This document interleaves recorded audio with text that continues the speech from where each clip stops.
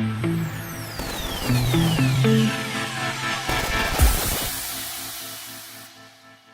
don't know if you've seen Carl before, but we've had him at the Mitre a few years ago. He's really good, and I'm not going to waffle on anymore because I'm crap at this. So without further ado, here's Carl. Thank you very much. Thank you all for coming as well. Yeah, it's lovely to be back again with the group. It's from Mitre, wasn't it? 2023, something like that, I think was the last time. Yes, it's been quite a while. Before I start, I just want to apologise that we've had a bit of a slight problem with the aspect ratio of the projector screen tonight. Pretty much everything you'll need to see is on there, but I've obviously got a lot of text, but I'm going to be reading it off here as well, so you won't lose track of everything that I'm talking to you about. So if there's anything you're not sure about, just give me a shout and let me know. So for those of you who aren't aware of what I do, my name's Carl James, obviously. I'm an alternative knowledge researcher. I've been doing it since about 2009, something like that. I started blogging, and that was going really, really well until COVID 2020, and I tried to publish something on there and got froze out of my blog and never managed to get back in there again. It's still archived, so people can read a lot of the articles that are on there. So yeah, so from then on really, I kind of switched over to doing videos more than anything else. And currently I've got a YouTube channel called Electric Media Madness, if any of you want to check it out, if you don't know about it already. And if you could subscribe, that'd be great, I really appreciate that. There's about 100 videos on there, and mostly it's kind of Hollywood, but mainly science fiction and fantasy type stuff, TV and films, but through kind of an alternative knowledge lens really. That's kind of where so all my early stuff was all kinds of subjects, all kind of, you know, you name it, anything that was going on in the world, crazy, unusual, corruption type thing, and conspiracies, cover-ups, all that sort of stuff, unusual, paranormal and that kind of thing, UFOs type stuff as well.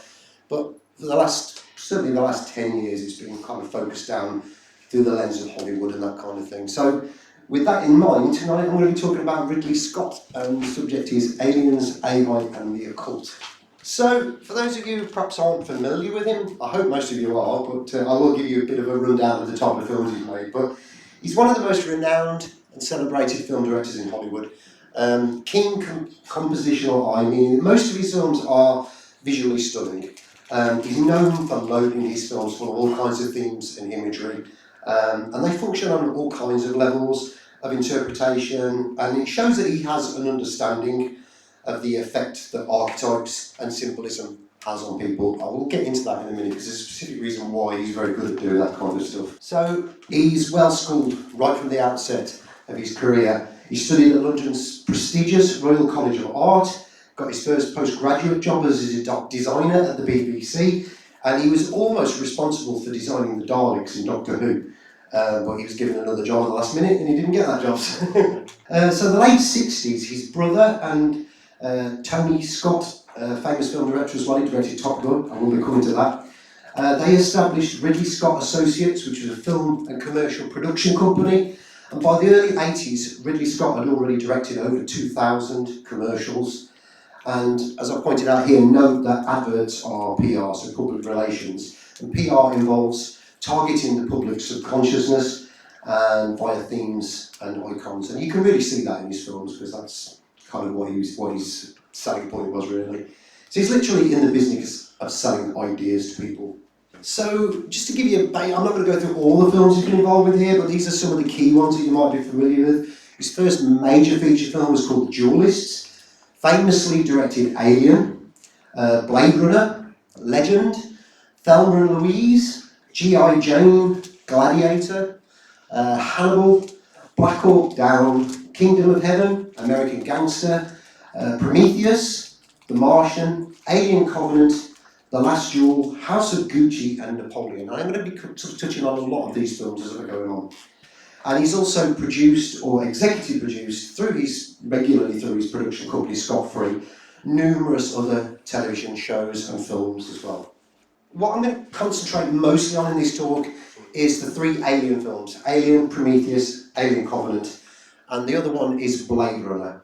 But I am going to talk about some other films because that gives some really good Ridley Scott context, as it were.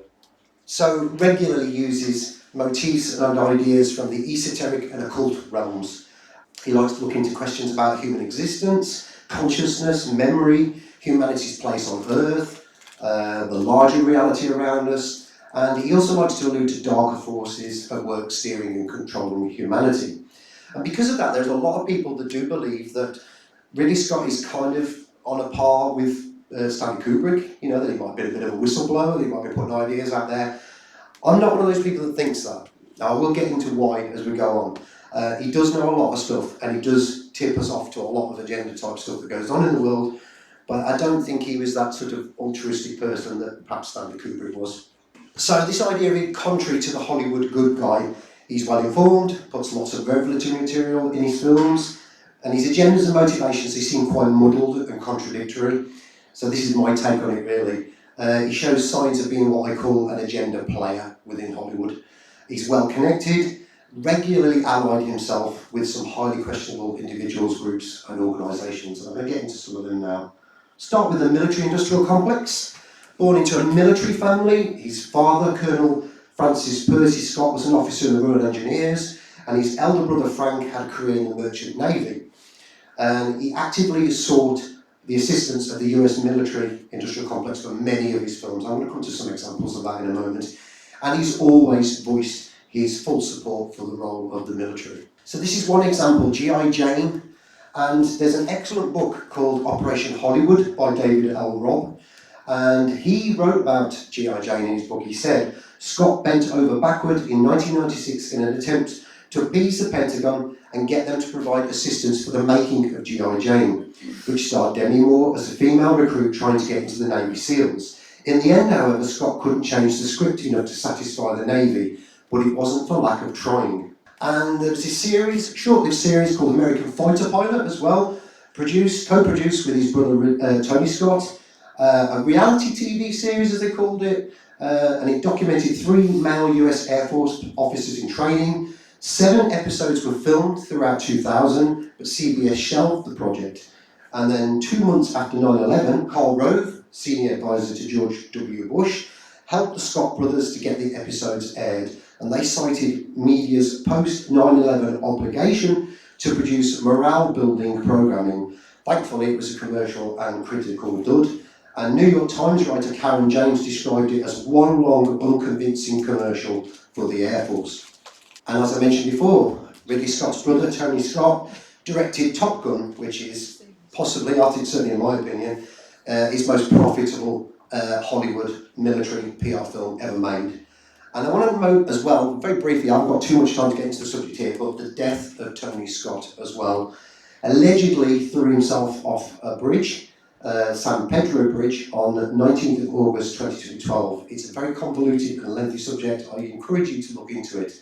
There's some deep, deep rabbit holes in that subject. I think there's something that's been not talked about where Tony Scott's death is concerned. But then there's Black Hawk Down. This is an interesting one. 2001, based on Mark Baldwin's 1999 book, Ridley Scott's film depicts the Battle of Mogadishu in Somalia in 1993 via, though in inverted commas I should say, real-life account of a group of US soldiers. And the US military was involved with the production, and Scott fully accommodated any and all script changes that were requested by them. And most of the film's characters retain their real-life counterparts' names, with one crucial exception. Ranger Specialist John Stebbins, who's played by Ewan McGregor, was restructured and named Ranger Specialist Danny Grimes at the insistence of the US Army. And the reason for this, Stubbins, who's a decorated soldier awarded the 3-star, was responsible for, I'm not going to say the word here, but a 12-year-old boy. Stebbins was court-martialed, sentenced to 30 years in prison. So much for the old adage, based on a true story. Because that film wasn't. Well, not with that person's concerned anyway.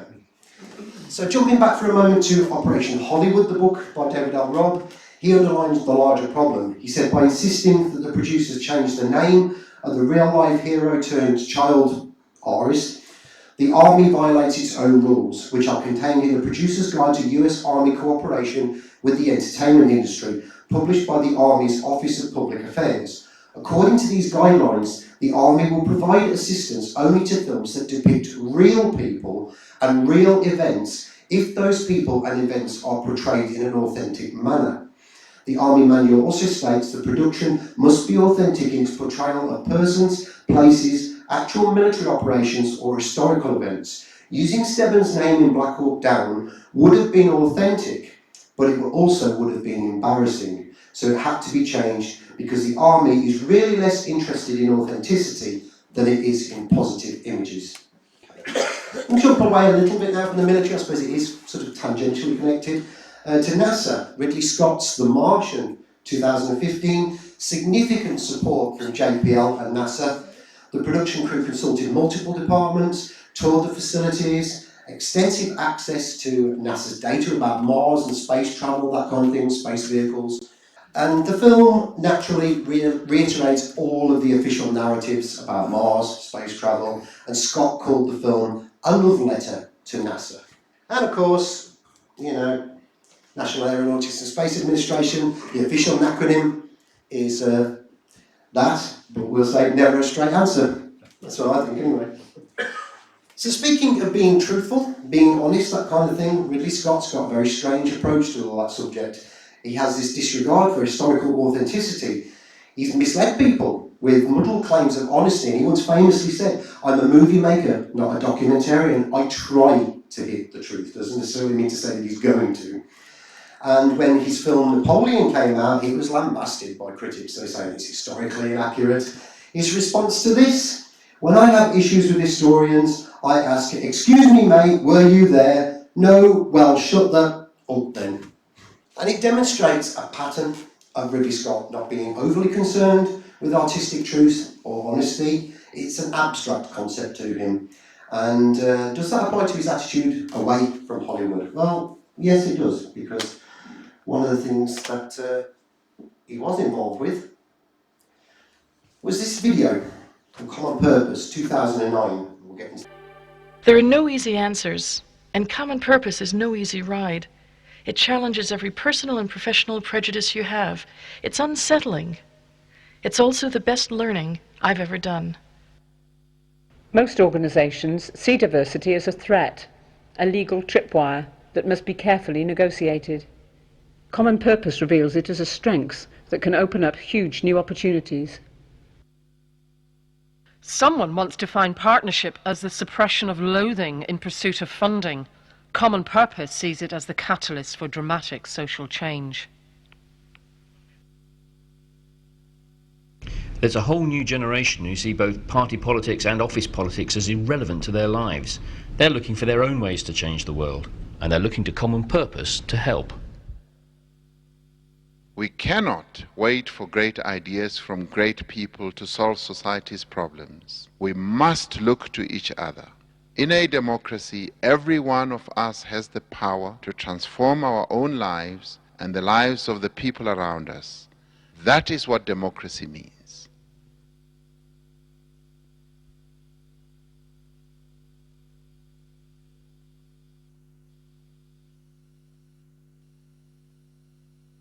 Ridley Scott was responsible for that. It was also produced by Ridley Scott Associates for Common Purpose. So, for any of you who might not know what Common Purpose is, it's a social change charity, in inverted commas. Began in the mid-1990s. It was exposed thanks to the tireless researchers like David Noakes and Brian Garish. Some of you might know Brian Garish from the UK column. And this is what he had to say about it. Common Purpose is a charity based in Great Britain which feature future leaders of society. Common Purpose selects individuals and trains them to learn how society works, who pulls the levers of power, and how Common Purpose graduates can use this knowledge to lead outside authority. Children, teenagers and adults have their prejudices removed. Graduates are empowered to become leaders and work in partnership with other Common Purpose graduates. And at the time, Brian Garish noted that Common Purpose, the website, the associated sites, talking about future leaders controlling society, not elected democratically, but by their Common Purpose design. And it was learned that the Common Purpose graduates were everywhere. They infiltrated the NHS, education, prisons, accountancy, legal professions, the church, police, military, the media, tech firms, local council, government, the list goes on and on and on. So why is it important? Because it operates with no real oversight. It isn't answerable to public or government inquiry or scrutiny. Its graduates use their positions of power to insert narratives and agendas important to common purpose into institutional policies, and it operates under a significant degree of secrecy. So, you know, you have these common purpose operatives and graduates, others have been identified by investigative researchers, but many have not been identified to this day.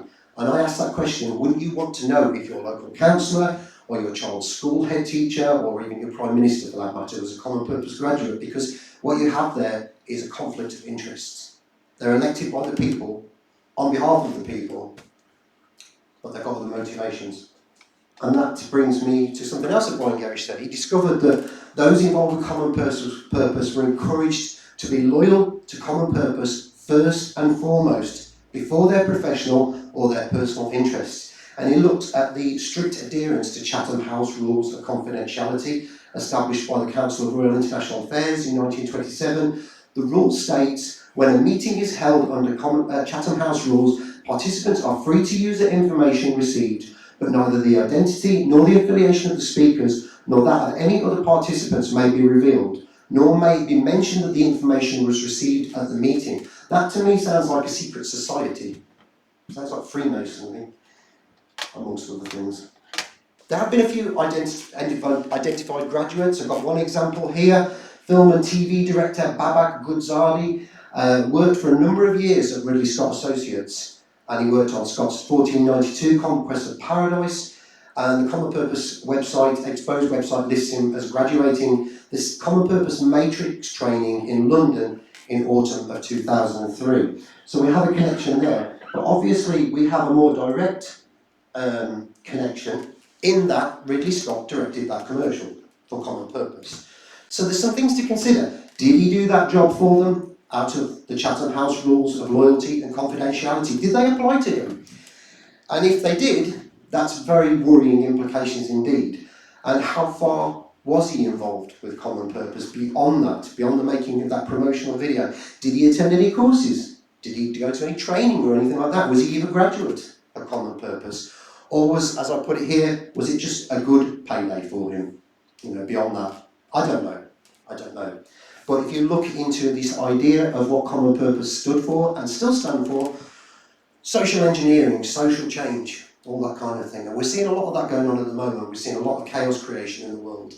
And I think Common Purpose has shown some examples of doing that in the past. And you have a high-profile Hollywood director here creating a commercial for them. Well, make of that what you will. I know what I think, but I'll leave that one for you. I just want to note as well that a couple of my media sources have maintained that Ridley Scott was initially offered the role of artistic director for the London 2012 Olympic opening ceremony, and that he turned it down. Scott has never publicly confirmed it, or why he was offered it, or if he even turned it down. Pretty much every source on the internet says that he wasn't offered the job. Now, at the time, he was already committed to film projects that were going on in and around London, actually. One was called The Counsellor, and that might explain why he turned it down. He did have some involvement for the 2012 Olympics as an executive producer of a feature-length documentary called Britain in a Day, which partnered his company, Scott Free, with the BBC for their Cultural Olympiad project. So he was sort of tangentially involved. But if Scott had been directly involved, he had been the artistic director, I would have had a lot of material to write about in my book, what really happened at the London 2012 Olympics. Instead, the opening ceremony was directed by filmmaker Danny Boyle, and as I wrote in that book, Danny Boyle has some connections to Common Purpose as well. So maybe it's a common theme, especially film directors that come from the UK. So I'm going to move on from that now. I'm going to look at some of the interesting symbolism in some of Ridley Scott's films. This one is Legend from 1985, full of occult and esoteric imagery and themes. And it literally has a manifestation of darkness and evil in it, played by Tim Curry. Anybody remember if he actually called the devil? Anybody seen the film? Anybody seen Legend? Was he called? No, what was he called? It's called The Angel of Darkness. Angel of Darkness. Well, close enough then, I suppose, yeah. Yeah, it's been quite a few years since I've seen the film, but yeah. And there's this idea that it's a treatise on alchemy as well. And there's this really good article called Alchemy and Eros in Ridley Scott's Legend 1985 by Jay Dyer and Jennifer Sedini, if you want to look into that subject a little bit more.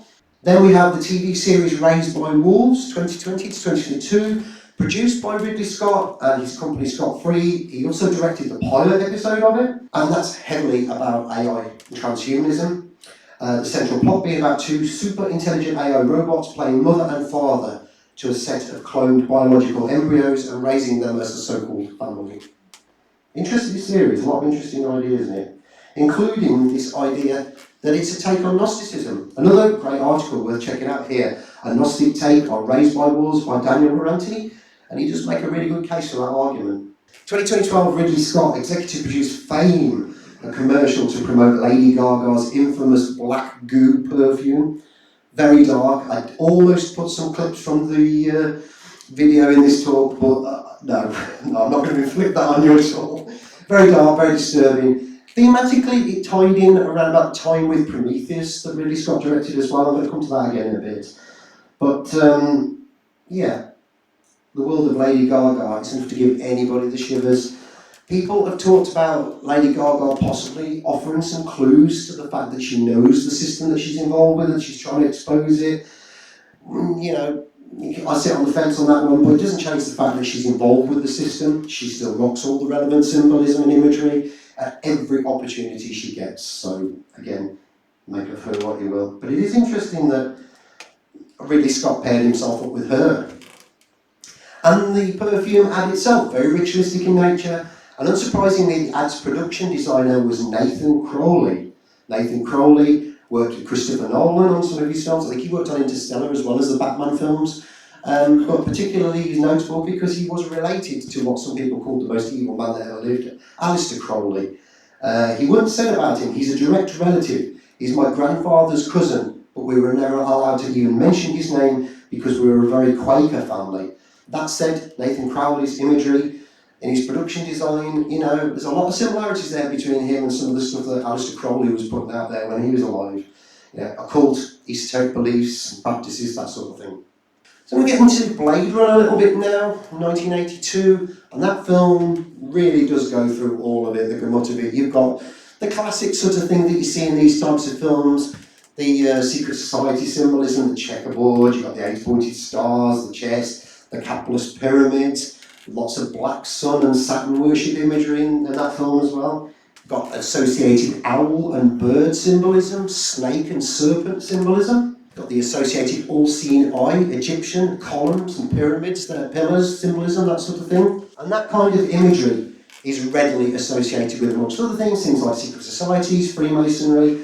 And a lot of people have talked about the possibility of whether Ridley Scott might actually be a Freemason. I did a little investigation into this because I wanted to sort of get the general tone for what the internet likes to say about these people.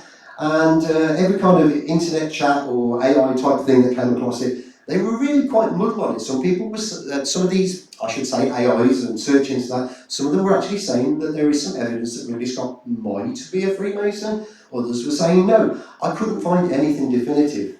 But one of the things they say about him being a knighted Freemason, part of that is actually true because he was knighted in 2003, New Year's Honours, but does that mean he's a Freemason? I don't know. But there are some interesting bits of symbolism in films made by him and films associated with him. Kingdom of Heaven portrayed the Knights Templar, intricate to the history of Freemasonry, but he portrayed them as little more than self-important egotists, which is a very grossly oversimplistic interpretation of the Knights Templar. Then you had the film American Gangster, 2007. That was directed by Ridley Scott, and in that Ted Levine's character, Lou Toback, wears a Masonic lapel pin in the film. Then you have Domino, 2005, the powerful reality television producer Mark Heiss wears a Masonic ring in that. That film was directed by Ridley Scott's brother, Tony Scott, and produced by Scott Free Productions. And because it's kind of an associated subject, I just want to point out that Ridley Scott, where religion and belief system is concerned, is a bit of a mislead there. Sometimes he says he's atheist, sometimes he says he's agnostic, sometimes he's talked about actually being quite interested in belief systems. So again, make of that one what you will. He's very muddling on it. To go back to Blade Runner briefly, it features this iconic building called the Bradbury Building. It's been in many TV shows and many films, but it is one of the central locales of Blade Runner. But I wondered about the significant esoteric reasons why Ridley Scott might have included this location. And I came across this one, and I think it's been out there for quite a bit of time actually, but it was something new to me. This was about a year ago I think I found out about this. On record, Ridley Scott is on record as knowing about the building's designer, George Herbert Wyman, influenced to take the contract to work on the Bradbury by his dead brother, Mark, via a Ouija board session. Apparently his dead brother, Mark, gave him the design layouts through a Ouija board. Nature of that way, will. But Ridley Scott knew about that. Another theme that crops up a lot in Hollywood films, and it unfortunately does crop up in Ridley Scott's films as well, trauma-based mind control, implanted and fake memories. Got a lot of symbolism in Blade Runner, shattered glasses, mirrors, that kind of doll symbolism, mannequins, fake and implanted memories. There's a big thing about photographs and that being a part of what structures people's memories as well, whether they're actually real memories. And the big part of it, obviously, is AI and transhumanism.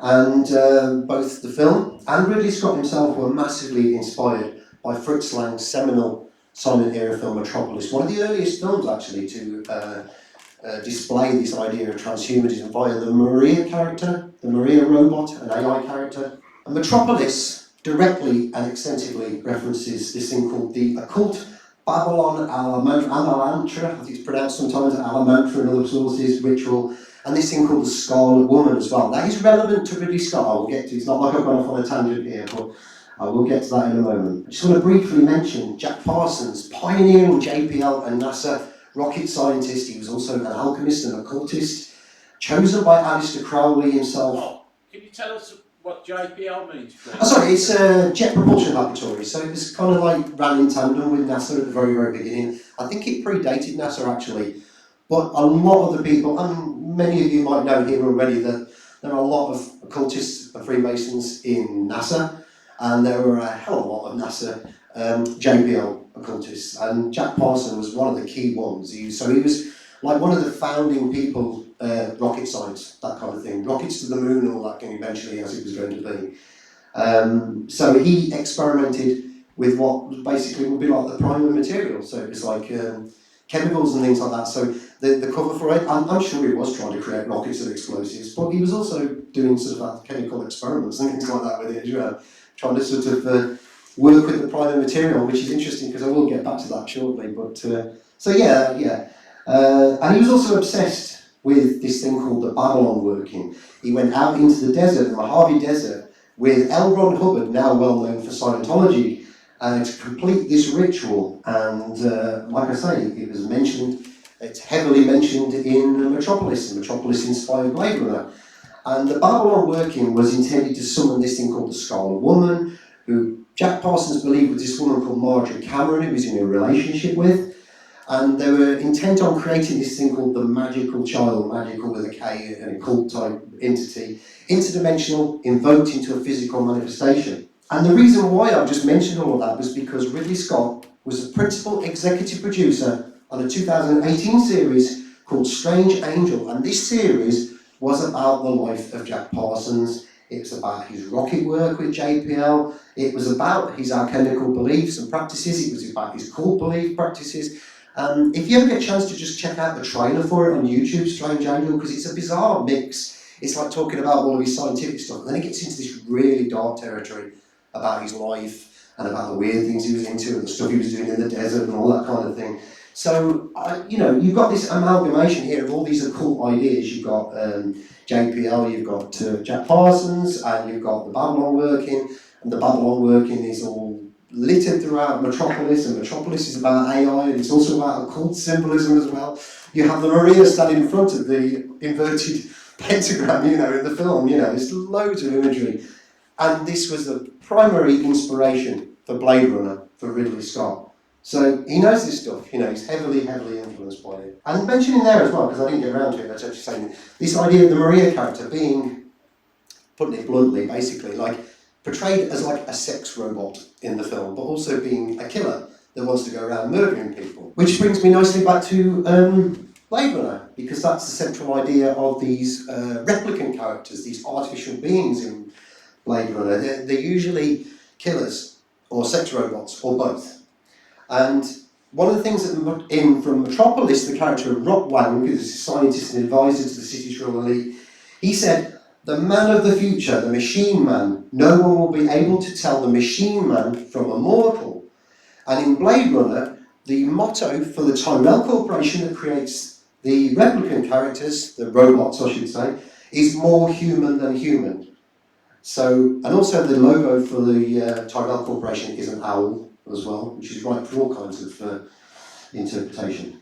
So this is a central theme in Ridley Scott's science fiction, and to some degree science fiction fantasy films as well. This idea of not being able to tell the difference between an AI and a human. Scattered throughout his films, you've got the Ash character in Alien. Most of the characters think he's a human through most of the film, and it turns out he's not, he's a robot. You have David in Prometheus, and there's questions there about other characters in that film. You've got the character of Vickers, I think is the captain. I think there was somewhere in one deleted scenes, isn't it, implied that the character of Vickers was an AI as well. The AI characters in Raised by Wolves. Naturally, you've got the characters in Blade Runner, you've got the Rachel character as well. She actually thinks that she's human, but it turns out that she's not. She's actually based on I think it was the granddaughter of Eldon Tyrell, that ran the Tyrell Corporation, implanted with fake memories. She thinks she's real. And Ridley Scott himself, although most people disagree with it, I do as well, because I, unfortunately, sadly to say, I'm a bit of a fan of Blade Runner, but most people say, the central character, Deckard, Harrison Ford's character, is human. Ridley Scott says he's a replicant. And he even did a director's cut of it where he put this little tint on his eyes, which like orange shine to them, which all the other replicant characters had, implying that the main character you think is a human, he's AI as well. So Ridley Scott is obsessed with this idea of muddling up human AI, transhumanism. And the replicants in Blade Runner, they are a bit like Metropolis's machine man. I said before about you've got the pleasure, sex models, you've got the super soldier, the combat models, and I suppose you've got the Pris character, which is a bit of both. So Ridley Scott muddling up AI and transhumanism. His stories are populated by central AI characters, and they're always trying to evoke sympathy and feeling for them. He wants you to feel for these characters, he wants you to think of them as being human beings that have got real feelings. That scene at the end of Blade Runner when Willie Batty's, tears in rain and all that, you really feel for the character. But we're not supposed to because he's not human, This is the thing with Ridley Scott, because he's creating that idea that we should feel something for artificiality. But then on other occasions, muddling up again. He's very alarmist. This is what he had to say on the subject. I would say the soul is the nucleus of complication, and the soul makes us complex. If you're designing an android, you want an android to be incredibly sophisticated but not complex. You want the android to obey but not question, because the day we already have supercomputers, the first thing I'd do with a supercomputer is say, I want you to design a computer smarter than you are, and I'm going to put you two together. When you do that, that's the plot. Right there, you're at the beginning of a huge problem, because they're going to get together, analyze their masters, and fuck them up. So does that mean you agree with Stephen Hawking? He prophesied that artificial intelligence is going to bring the end of the world or the end of humanity. Totally. Do you agree with it? All these super companies that have looked ahead and warned us about various things that will be happening. We get so much information that eventually we don't know what to believe and what not to believe. So you've got all this incredibly detailed information coming at you. There should be a governing system to say, stop, you will pay attention, this is going to happen. Is it possible that the creator programmed us to self-destruct at the end? And if that's the way it is, then maybe there's nothing we can do about it. No, I think it's up to the smart ones to be aware of that and watch out that that doesn't happen.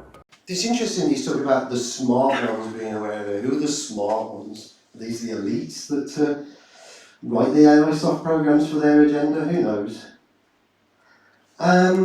On the DVD commentary, I think it's on the Blu-ray commentary as well for Blade Runner, Ridley Scott called it his most complete and personal film.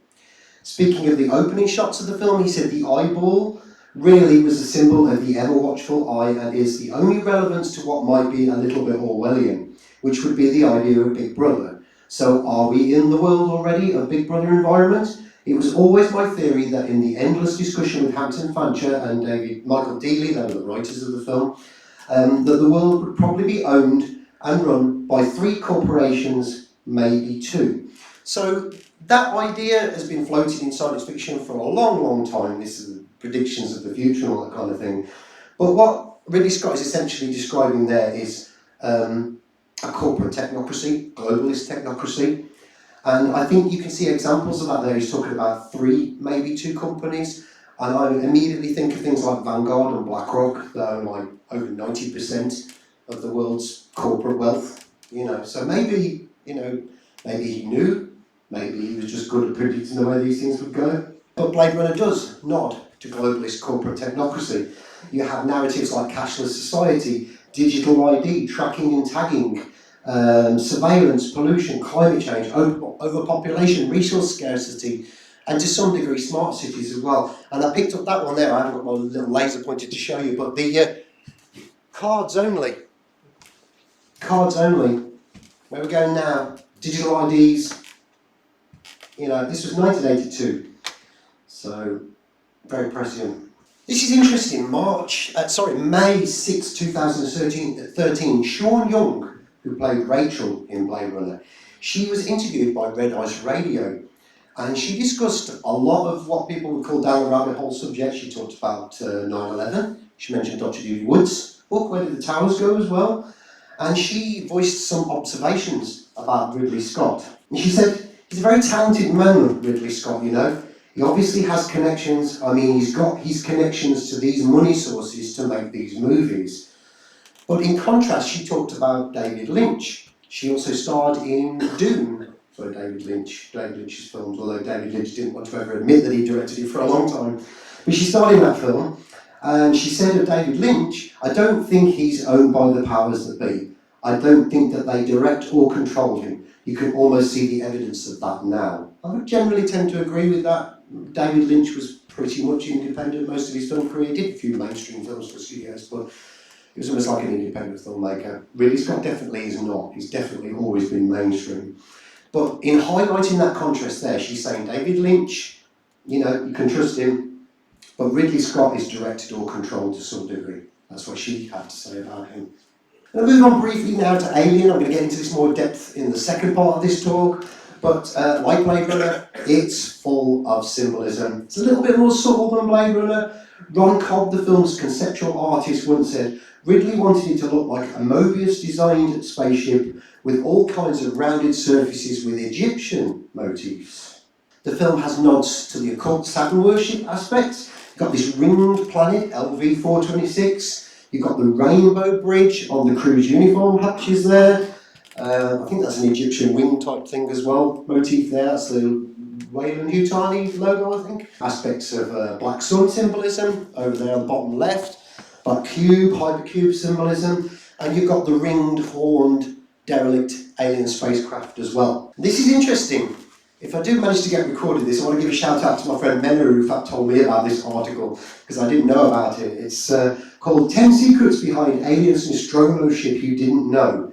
And it says, when Ripley initiates the ship's self-destruct sequence late in the film, we get a briefest glimpse of the Nostromo's unique control panel, which contains a number of esoteric references to religious and philosophical concepts. According to Simon Deering, a member of the Alien production team, Ridley Scott told him to make the control panel's buttons complicated and interesting because they won't be seen on screen for more than a few seconds or two. Nowadays, with 4K and all that, we've been able to look at them, see what they are. And so Deering decided to incorporate some phrases from Russian philosopher and occultist Helen Blavatsky's 1888 book, The Secret Doctrine, with words such as trip, agaric fly, abort, leb, drift, pranic cliff 777, bell, linger, yoni, shakti, excess, hum, and padme. Interesting that George Lucas used shakti and padme in Star Wars as well. That's a subject for another time.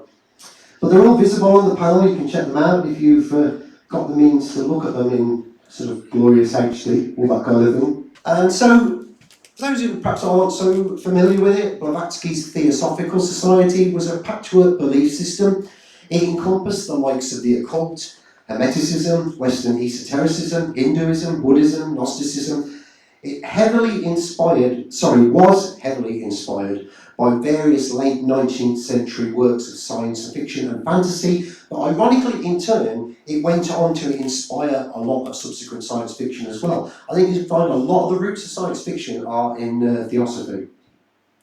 Theosophy also influenced the field of ufology and the notion of extraterrestrials.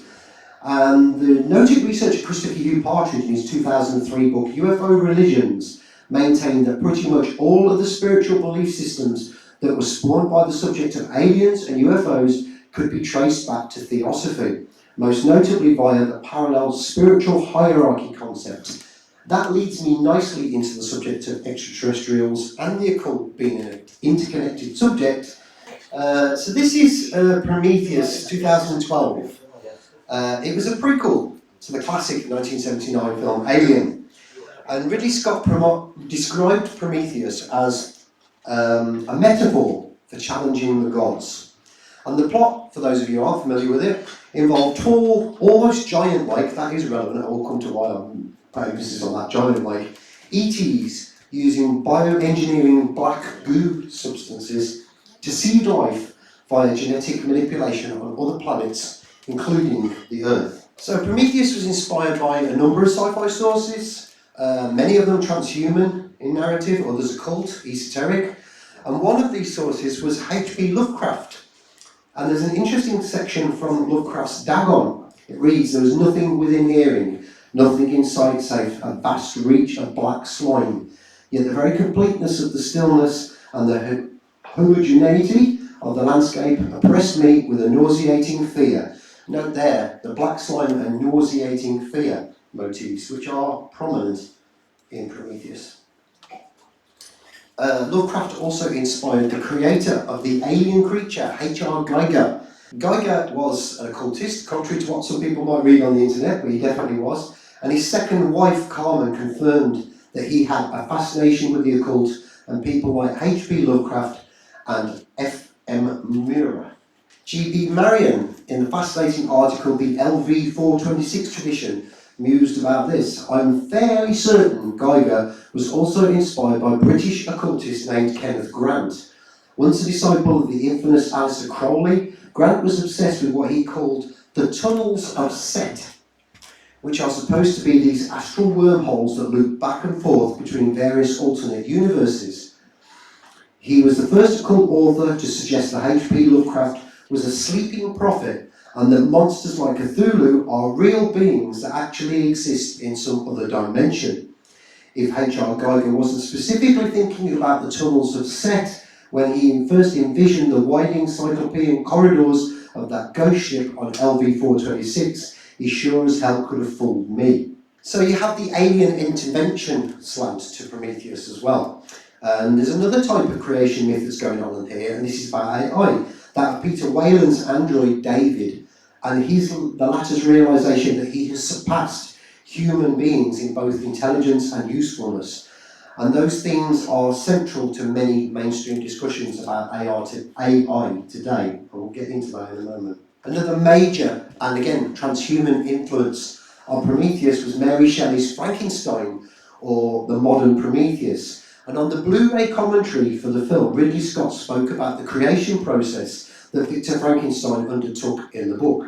He said, "Frankenstein's thesis started off as well-meaning. If I was a scientist on that road, there's no way I could be stopped. I would definitely continue to do that, but it may lead you into trouble that you can't control, and therefore the whole process of his intention became perverted.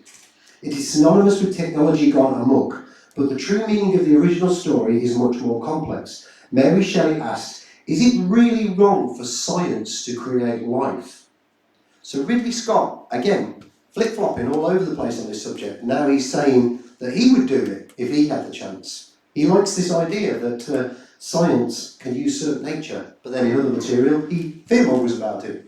So, And in that Blu-ray commentary, he also talked about another influence, the BBC classic science fiction series Quatermass and the Pit.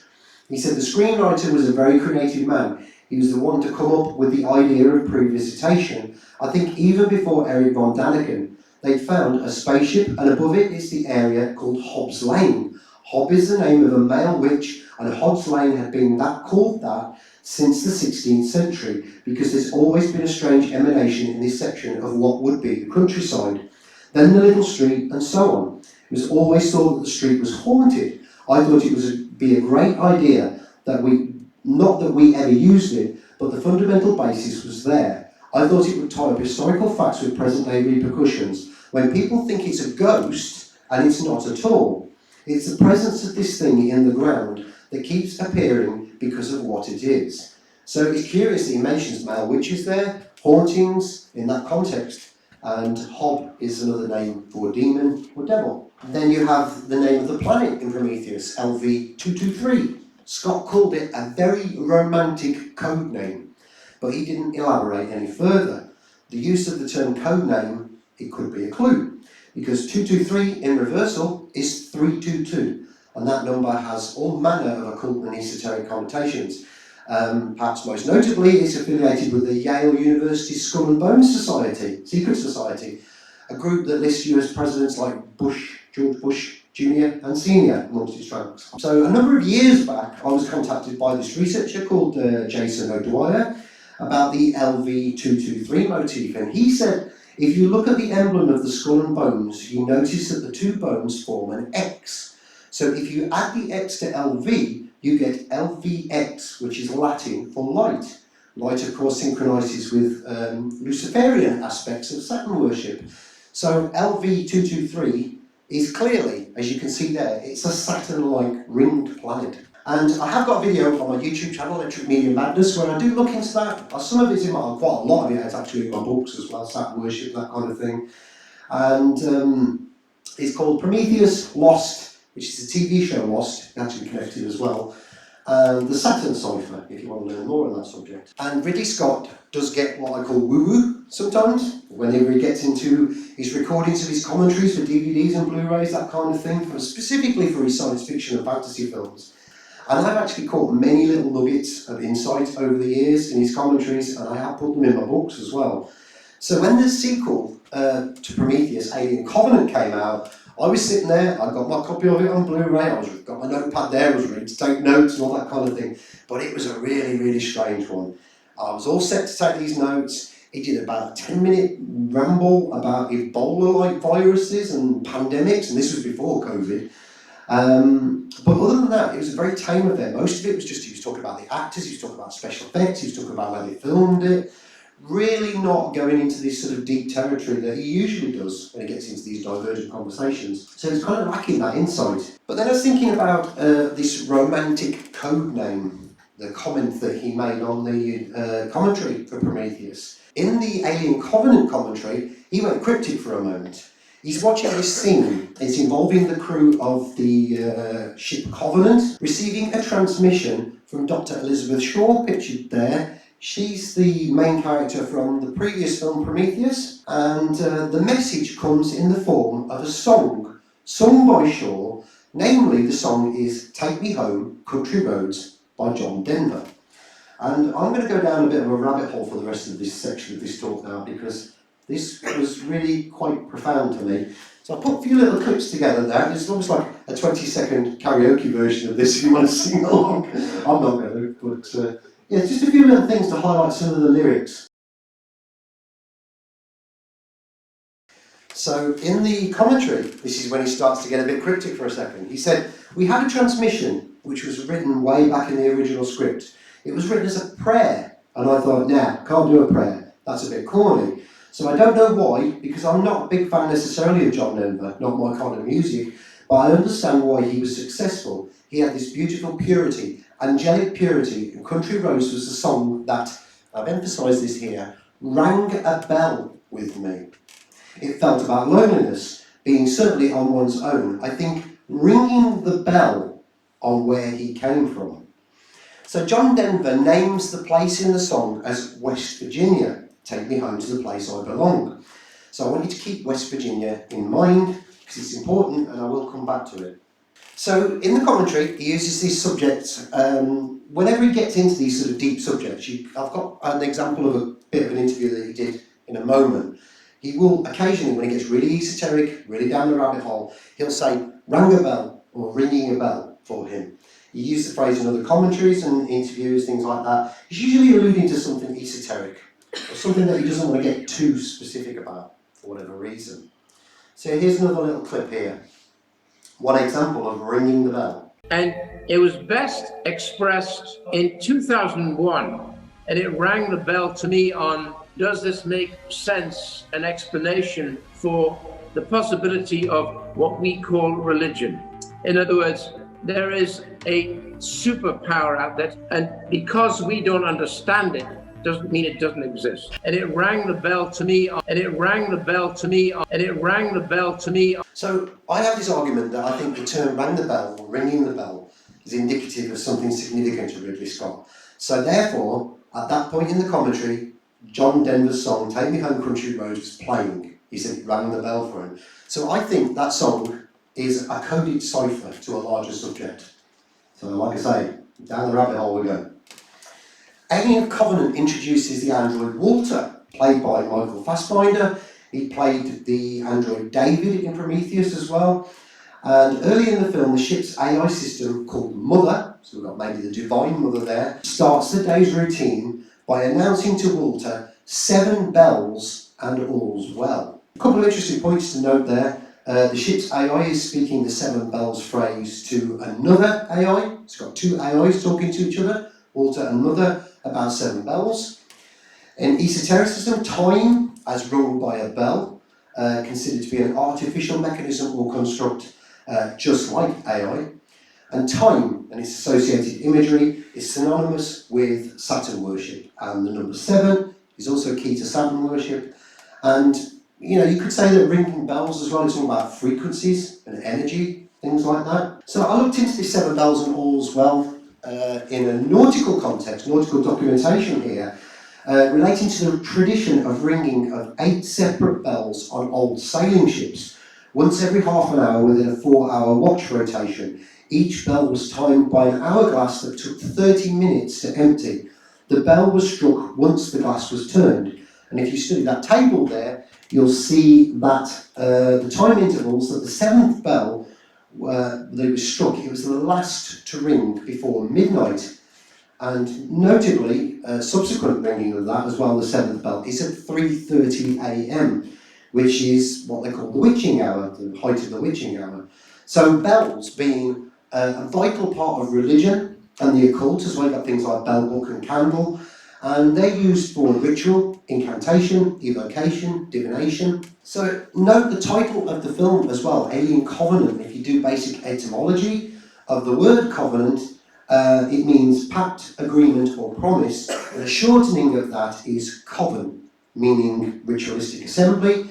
And from the 1600s onward, the word gradually applied to those who would assemble for the practice of ritual magic and witchcraft, and by the 20th century it pretty much got into the vernacular of Western culture. So, you know, there's occult aspects to that as well, covenant. And in Alien Covenant, we see the android David using the engineer's primordial black goo material combined with whatever biological matter he can lay his hands on to experiment and bring variations of ET extraterrestrials into being. And David's lab is very reminiscent of a medieval biological anatomy scene, but it's also comparable with an alchemical layer, you know, an alchemist's layer. So David's like the magician.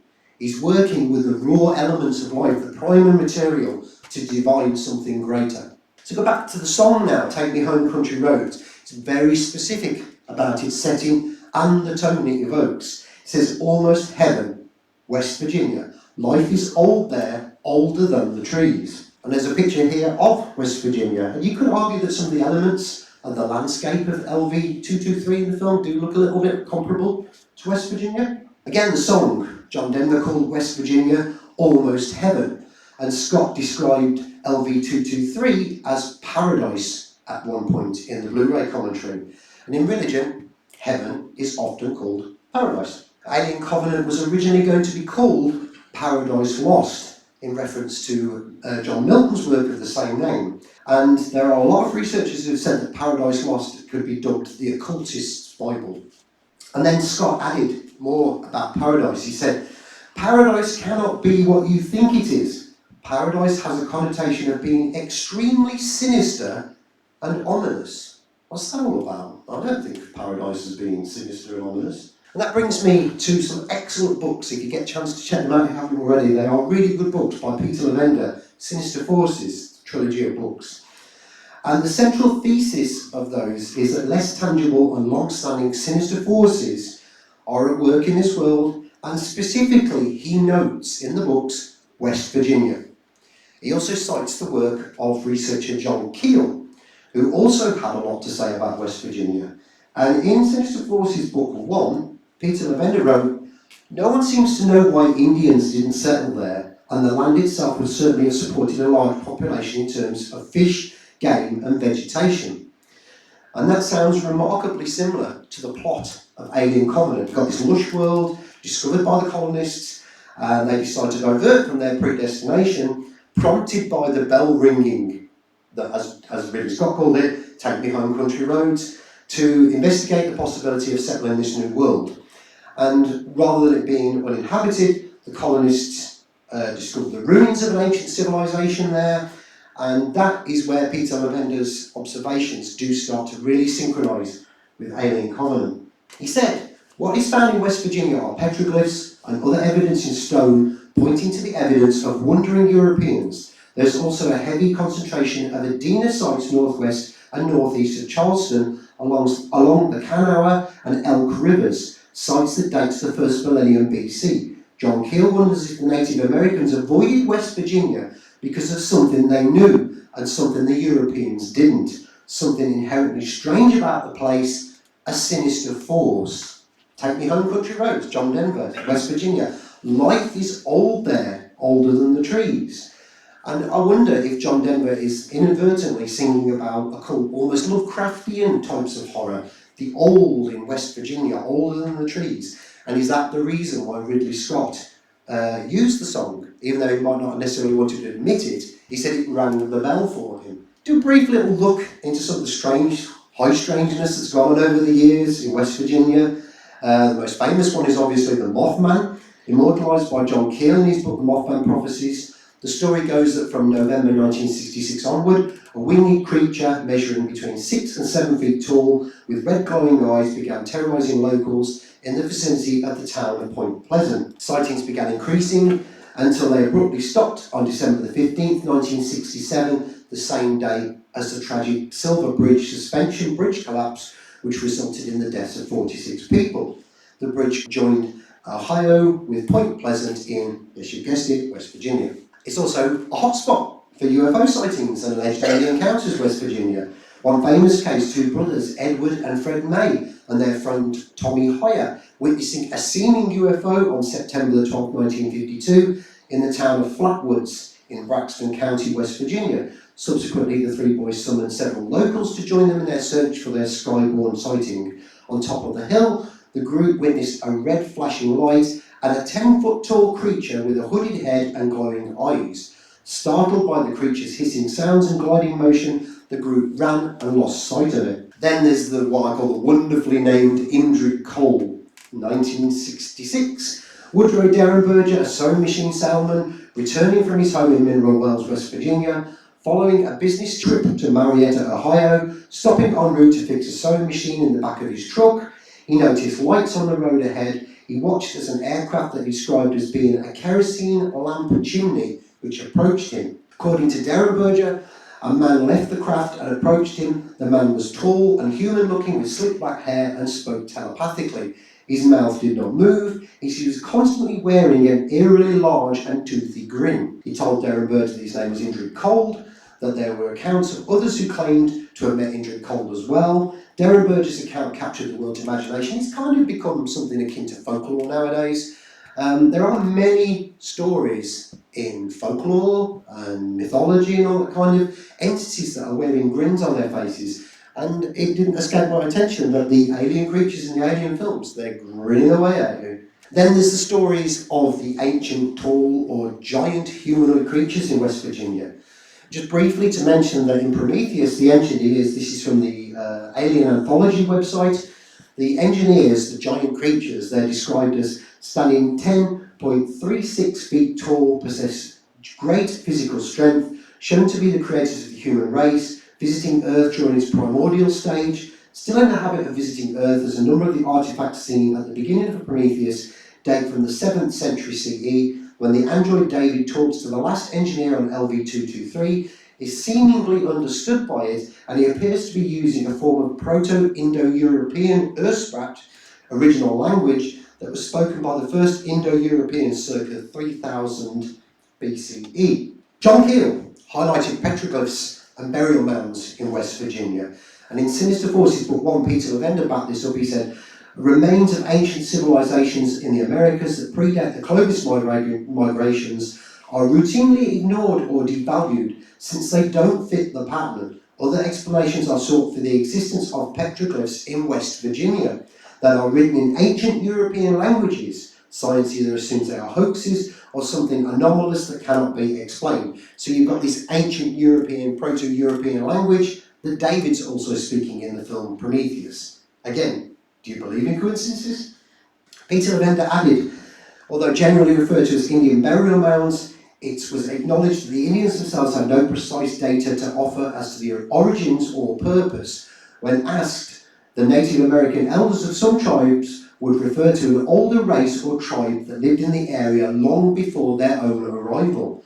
In some cases, there were stories of a race of old ones, or the first people, who had lived and then disappeared ages ago. So I came across this, I think it was dated, it was February 20th, 2018, this eagle-eyed user on the aliencovenant.com forum, his name's Super Alien, and he wrote the following: do you think there are some thoughts in the back of Ridley Scott's mind related to the giant skeletons engineers when he chose country roads for Alien Covenant? Or was it deliberate? I can't start making connections between West Virginia mounds and its giant skeletons arranged in a spoke-like pattern and the dome pilot chamber with the cryopods from Prometheus. The Creole mound was excavated in 1883-84. The base consisted of a single, very large but badly decayed skeleton at the centre. This skeleton was surrounded by 10 other skeletons arranged in a spoke-like pattern. And there are a huge amount of burial mounds in West Virginia, and many of those burial mounds do seem to indicate the remains of decaying bones of large humans, what you could call giants maybe, but they are human-like skeleton. Some of these places include Grand Creek, Creole Mound, Moundsville, White Day Creek, Logan, Huntington, Creesack, Cheat River, Wheeling, Palestine, Lincoln County, Kenosha County, Doddridge County, Marion County, and Kanawha County. And a number of forbidden archaeology websites readily refer to the remains in these mounds as being of giants. So like I say here, I don't have time to go through all the accounts here, there's just a couple that I'll bring to your attention. The Creesack Mound in northern West Virginia revealed a 7'2" tall skeleton uncovered by Dr.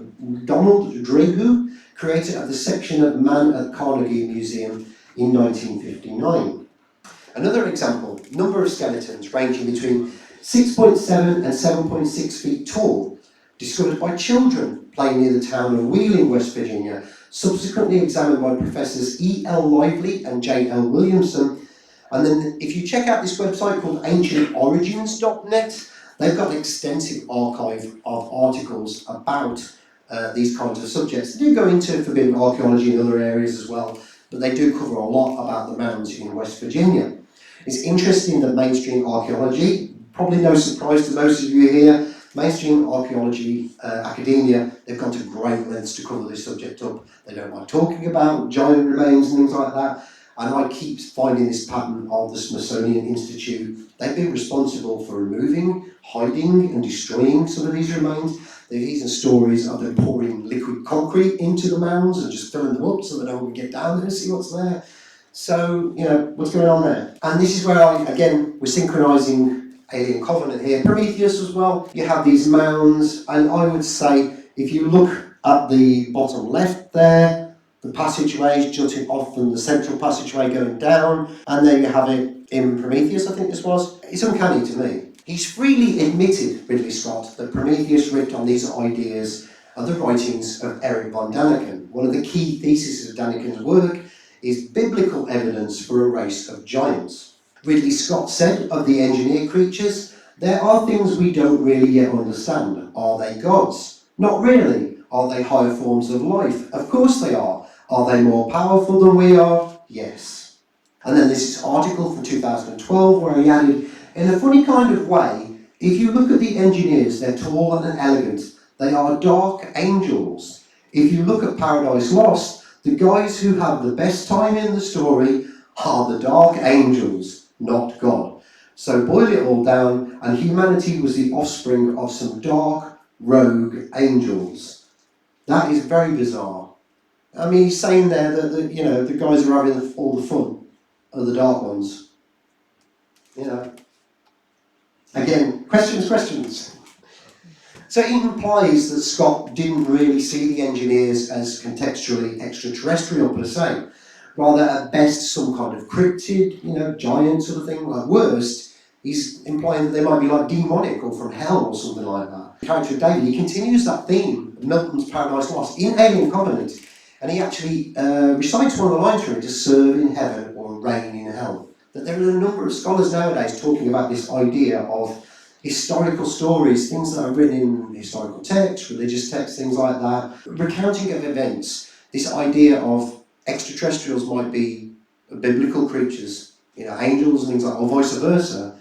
And a popular theory that's going around now as well is this idea that, some of the accounts that are written in religious texts are about humans' interaction with extra-dimensional sort of realms as well. These creatures, are we experiencing something that's extra-dimensional to our reality? Make of that what you will. John Keel posited that many of the types of encounters witnessed in West Virginia, for that matter all across the world, were not actually extraterrestrials. He called it the work of ultra-terrestrials, entities from other dimensions. And in his opinion, these entities use some form of energetic psychic effect to create hallucinations of things like UFOs, the Mothman, Indrid Cold, that sort of thing. I think what he was trying to say was that it wasn't that these things were real, that people were hallucinating. They were manifesting in reality, but they were relative to the energy, the back and forth between the person that was witnessing it and what it was. So it was there, but it's not the traditional sense of, you imagined that. It's not like that. I don't think that's what he was trying to say anyway. So. A big part of occultism is the intention to manifest and summon energy from other dimensions. Aleister Crowley, documented these entities that he allegedly encountered on many occasions. One of them, famous example, was this chap here called Lamb, a being that has a striking resemblance to the traditional notion of the alien grey in ufology. But personally, I want to make this disclaimer here. I am very cautious about slapping a label, a definition on these types of phenomena. There's definitely a phenomenon going on. Many researchers today, they really are entrenched in this idea of structured crafts, extraterrestrial, coming from another planet. Then you've got others who say it's interdimensional, others that are saying it's demonic or occult, that kind of thing. You've got the energy, the consciousness phenomenon, manifestation, all that kind of. There's definitely a phenomenon going on. I'm absolutely convinced of that. I've seen more than enough evidence of that. But I think it's a bit kind of irresponsible to just try and slap an explanation for it. Slap a label on it. It could be all of those things. It could be some of them. It could be something that we can't even fathom is going on. So I think, I think you do have to be really careful to just plant your flag and that's it, I'm very wary of Arthur C. Clarke. I mean, look into him. He had some very strange habits with his life. I won't get into that here. He did have some insight into these subjects, and there's something interesting that I picked out of one of his words actually. He said, the line between God, demon and alien isn't drawn by what they are, but how much we understand them. He also said that any sufficiently advanced technology is indistinguishable from magic. And both of those ideas sum up how tangled up the interpretation of these types of phenomena is now. Whether it be perceived as extraterrestrial, cryptids, demons, angels, interdimensional entities, that kind of thing. There's just something to ponder, the way Arthur C. Clarke posited that. And I think that Ridley Scott, his take on the subject is focused through an esoteric occult lens. I think there's plenty of evidence in that in his films.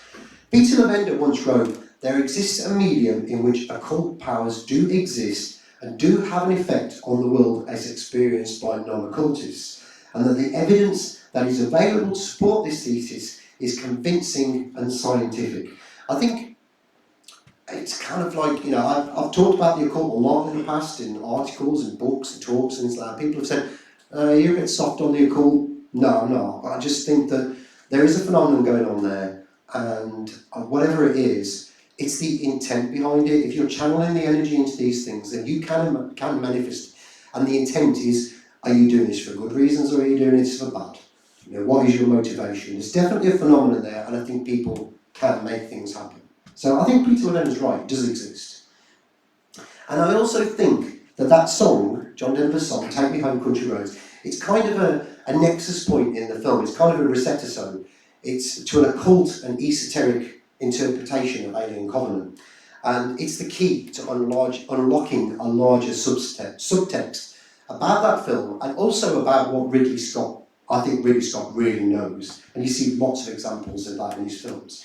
He's using that film to pluck out a story from the history, the secret history, I suppose, of America, its sinister forces, West Virginia, all that kind of thing.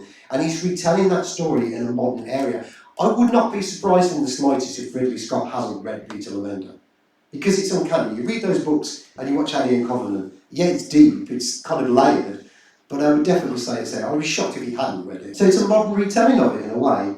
But I think that's actually nothing new in Hollywood. And to varying degrees of success, it's what Hollywood does all the time. And it's just, Ridley Scott's just another person that does that. So I don't think we have the luxury of looking at Ridley Scott as, you know, this whistleblower, this good guy or anything like that. I really don't. I mean, that's my personal opinion on it. But the Alien films, they're not just about discovering extraterrestrial life in space. There's lots of layers to those films. And what little I presented here, and there's so much more I could talk about, I could talk for hours about some of the stuff that Ridley Scott's come up with. It does go some way to explaining some of that. And it demonstrates that Ridley Scott does have a fascination with the esoteric, the occult, transhumanism, AI, forms of life other than human, whether that be cryptids or, you know, conscious manifestation, that kind of thing, other dimensions, and a lot more. So what is it that Ridley Scott is truly trying to tell us? You know, if this was like Stanley Kubrick, I would say that he was trying to sell us something positive, that he was trying to expose, you know, blow the lid on this kind of thing. But I don't think that's what Ridley Scott's doing. And it's sad really for me, because these films, some of his films, they are classic films, they are real masterpieces. And it sounds hypocritical. I really do love some of his films still. I think Blade Runner is a fantastic film. I think Alien is a fantastic film. But I'm not naive to what's there, the subtext, the hidden layers. I think you have to be aware of that.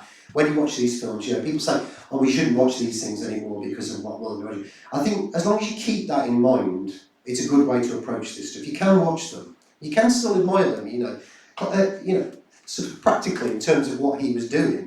They're very, very well made films. You know, he's a master craftsman, Ridley Scott. Still is, despite, you know, people say he's getting a bit old and a bit eccentric now, you know, and past it. But, you know, he's still knocking out several films a year. You know, I mean, but then, you know, that's Hollywood. They keep paying him, he keeps making them. And he's actually said, if I stop making films, I'll drop down dead. So I've got nothing else to do. I've just got to keep making films. That's make it that way, you will. But they are thought-provoking. They are thought-provoking ideas. What's his motivation, though?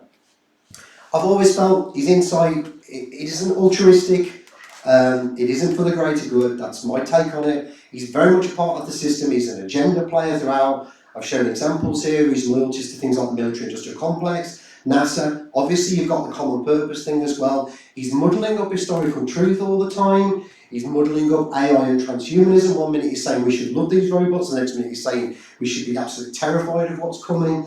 You know, I mean, I haven't even got into subjects like the use of the psychology of fear. You watch Alien through the lens of the psychology of fear. You know, the divine feminine, the mother, you know, giving birth to this horrible creature. You know, it's really disturbing, and it's well known that he studied the psychology of fear, especially for films like that. You know, there's plenty of other examples.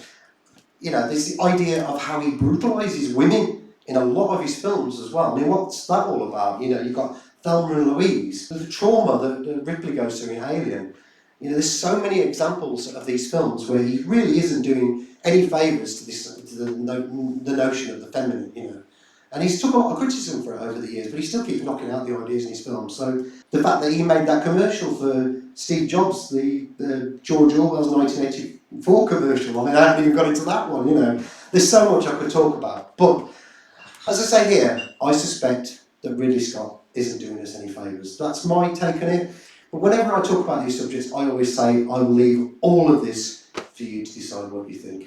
And thank you so much for coming and listening to me tonight. If you want to check out my YouTube channel, Electric Media Madness, again, thank you so much. Really appreciate it. Thank you. Anyone wants to ask me any questions?